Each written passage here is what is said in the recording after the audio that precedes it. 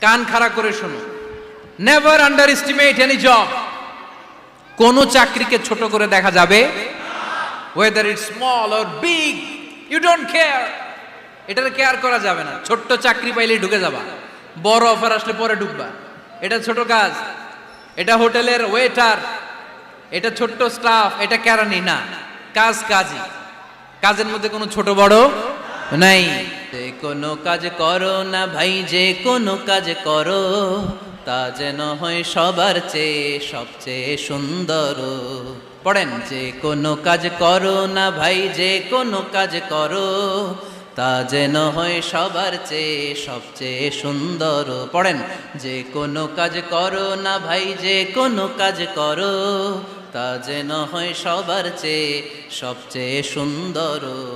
হোক না সেটা পড়া লেখা, রঙের ভাষায় ছবি আঁকা। পড়েন, হোক না সেটা পড়া লেখা, রঙের ভাষায় ছবি আঁকা, হোক না সেটা সামান্য কাজ কিংবা মহত্তর, তা যেন হয় সবার চেয়ে সবচেয়ে সুন্দর। যে কোনো কাজ করো না ভাই, যে কোনো কাজ করো, তা যেন হয় সবার চেয়ে সবচেয়ে সুন্দর। চিৎকার করে বলেন ঠিক কিনা?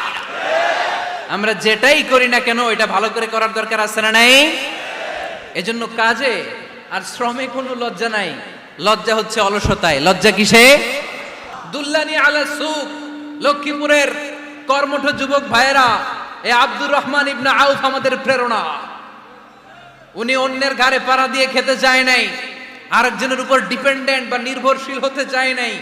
তিনি স্বাবলম্বী হওয়ার শিক্ষা, লেসেন কিয়ামত পর্যন্ত গোটা বিশ্বের যুবকদের জন্য রেখে গিয়েছে। চিল্লায় বলো ঠিক কিনা?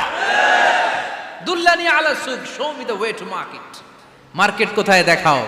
পনির আর ঘি নিয়ে ব্যবসা করতে করতে কয়েক মাসের ব্যবধানে ইতিহাস সাক্ষী সৈয়দনা আব্দুর রহমান ইবনে আউফ মদিনার বিশাল বড় বিজনেস ম্যাগনেটে পরিণত হয়ে গেলেন। চিল্লায় পড়েন আল্লাহু আকবার।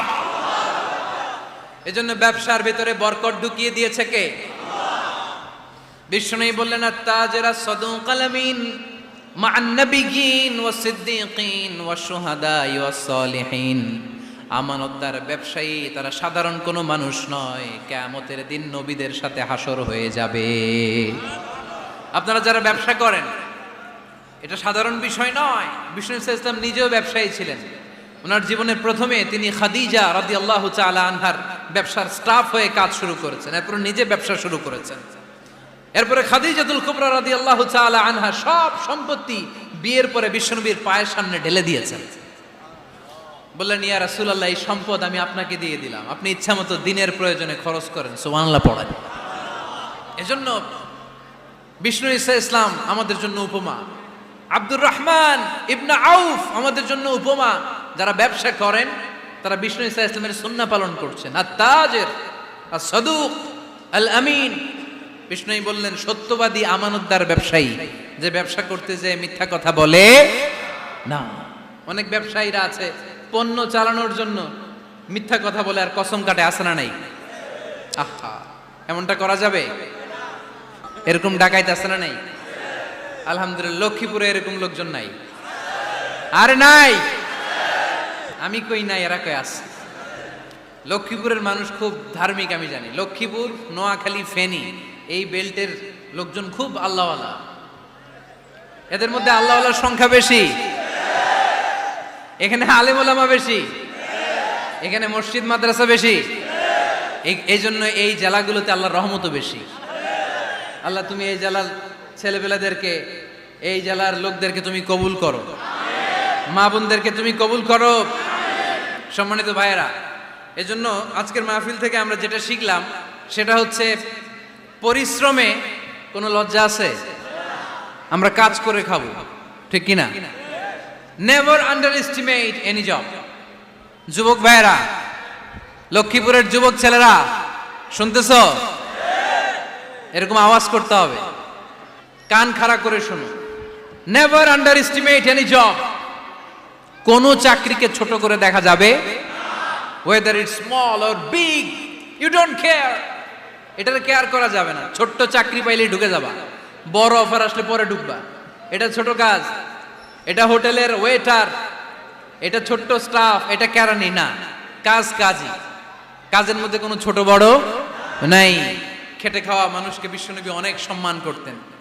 বিশ্বনবী সাল্লাল্লাহু আলাইহি ওয়াসাল্লাম খেটে খাওয়া মানুষদেরকে এত ভালোবাসতেন, বিদায় হজের মতো এত গুরুত্বপূর্ণ ভাষণও এই মেহনতি মানুষদের কথা বাদ যায় না।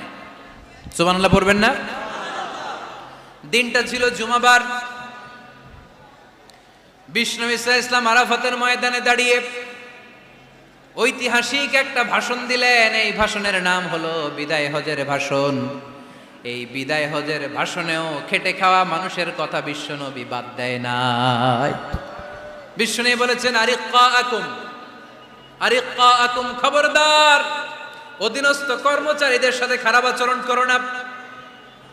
আতঈমুহুম মিম্মা তাকুলুন ওয়াকসুহুম মিম্মা তালবিসুন, খবরদার, মনে রেখো, তোমরা যা খাবে তোমাদের অধীনস্থ কর্মচারীদেরও তা খাওয়াবে, তোমরা যা পড়বে তাদেরও তা পড়াবে। বিশ্বনবী শেষ নিঃশ্বাস ত্যাগ করে যাওয়ার আগে যেই কয়েকটা কথা বলেছিলেন তার মধ্যে মেহনতি মানুষদের জন্য কথা আছে না নাই? বিষ্ণু ইসা ইসলাম যখন শেষ নিঃশ্বাস ত্যাগ করবেন তিনি বলেছিলেন, আসসালাত আসসালাত, উম্মতেরা, নামাজ নামাজ, নামাজ ছেড়ে দিও না, নামাজ তরক করো না, নামাজ কাজা করো না। আর বলেছিলেন, অমা মালাকাত আইমানুকুম, অধীনস্থ কর্মচারীদের সাথে খবরদার খারাপ আচরণ করো না। যারা কর্মচারীদের সাথে খারাপ আচরণ করে, যারা মানুষের কাছ থেকে শ্রম নিয়ে কাজ করিয়ে টাকা দেয় না, কিয়ামতের দিন তাদের বিরুদ্ধে মামলা দায়ের করবে কে? কে করবে? হাদিসে কুদসি সাক্ষী বিষ্ণু ইসা ইসলাম বলেন, আল্লাহ তাআলা ফরমান, আনা খাসমুহুম সালাসাতুন আনা খাসমুহুম ইয়াউমাল কিয়ামা। তিন শ্রেণীর ব্যক্তির বিরুদ্ধে আল্লাহ বলেন, আমি নিজেই কিয়ামতের দিন মামলা দায়ের করব। I will be against them in the day of judgment. Three categories of people, I will be against them in the day of judgment. তিন শ্রেণীর লোক কিয়ামতের দিন তারা ছাড় পাবে না। আল্লাহ বলেন, আমি নিজেই তাদের বিরুদ্ধে মামলা দায়ের করব। এর মধ্যে এক শ্রেণীর লোক হচ্ছে রাজুলুন ইস্তাআজারা জিরান ফাস্তাউফা মিনহু ওয়া লাম ইয়াতি আজরা। একজন শ্রমিক ভাড়া করে তার কাছ থেকে কাজ নিয়েছে কিন্তু তার পারিশ্রমিক আদায় করে নাই। এরকম আছে না নাই? দাপট দেখায়, দাপট দেখায় ইউনিভার্সিটির ক্যান্টিনগুলোতে। ইউনিভার্সিটির ক্যান্টিনে যায় খায় মাগার বিল দেয় না, এরকম ডাকাইত আছে না নাই? চায়ের দোকানে চা খায় পরে দিমু, বিল দেয় না, আছে না নাই? দোকানে যে পণ্য কিনে বিল দেয় না, পরে দিমু, আছে না নাই? কিয়ামতের দিন আল্লাহ তোর এই মাস্তানি ছুটাবে, চিল্লা এখন ঠিক কিনা? আনা খাসমুহুম, আমি নিজেই তাদের বিরুদ্ধে মামলা দায়ের করব। কথাটা কার? এজন্য বিশ্বনবী বললেন, খবরদার, মেহনতি মানুষ, খেটে খাওয়া মানুষ, এদের দোয়া কবুল হয়ে যায়। আতুল আজিরা আজরাহু ক্বাবলা আন ইয়াজিফা আরাকুহু, খবরদার, বিশ্বনবী বললেন, শ্রমিকের ঘাম শুকিয়ে যাওয়ার আগে তাদের পারিশ্রমিক মিটিয়ে দাও। বিশ্বনবীর বিখ্যাত হাদিস, আতুল আজিরা আজরাহু ক্বাবলা আন ইয়াজিফা আরাকুহু, শ্রমিকের ঘাম মাটিতে লাগার আগে, শুকিয়ে যাওয়ার আগে তাদের পারিশ্রমিক মিটিয়ে দাও।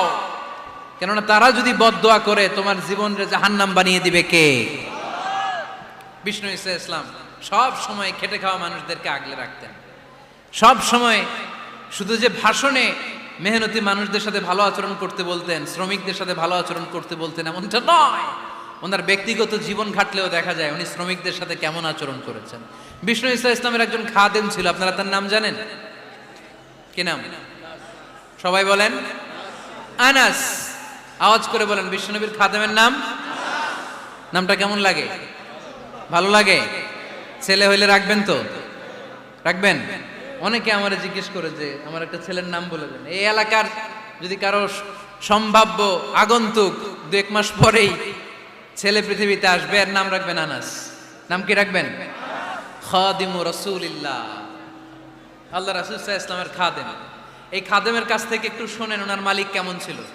শুনবেন নাকি কষ্ট হচ্ছে? সম্মানিত ভাইয়েরা, খেয়াল রাখবেন, কোন পীর সাহেবের ব্যাপারে যদি আপনি রিপোর্ট চান, পীর সাহেবের বউয়ের কাছ থেকে শুনবেন। কথা কয় না? বোঝে নাই বোধ হয়। একজন পীর সাহেব হুজুর উনি কেমন, রিপোর্ট নেবেন কার কাছ থেকে? কার কাছ থেকে? বউয়ের কাছ থেকে। একজন বড় সাহেব, বড় নেতা, তার ব্যাপারে যদি রিপোর্ট পেতে চান, আমি কয়েকটা জায়গা বলে দিই, এই জায়গাগুলো থেকে রিপোর্ট নেবেন। 1 নাম্বার তার ড্রাইভার, 1 নাম্বার 2 নাম্বার তার বাড়ির দারোয়ান, 2 নাম্বার, 3 নাম্বার তার খাদেম, 3 নাম্বার, 4 নাম্বার তার ঘরের কাজের মেয়ে, 4 নাম্বার। এদের কাছ থেকে আসল রিপোর্ট পাওয়া যায়, ঠিক কিনা? এবার বিশ্বনবীর ব্যাপারে বিশ্বনবীর খাদেম কি বলে শুনবেন? বুঝে নাই বোধহয়। বিশ্বনবীর ব্যাপারে বিশ্বনবীর খাদেম কি কমেন্টস করছে শুনতে চান? খাদেমের নাম আরো জোরে বলতে হবে।